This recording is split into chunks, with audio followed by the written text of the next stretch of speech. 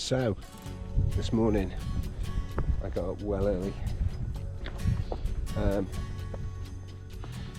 in hope that nobody'd be around, because I've come out to Curbar Edge, one of my favourite places in the world, really.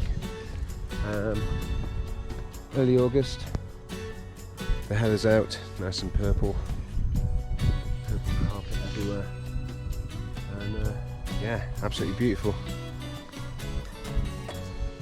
This is where Glenn Bolton and I filmed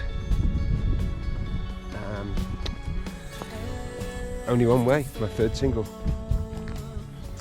But now I've got a drone of my own, so I thought I'd make a few videos about cool places to go in Derbyshire.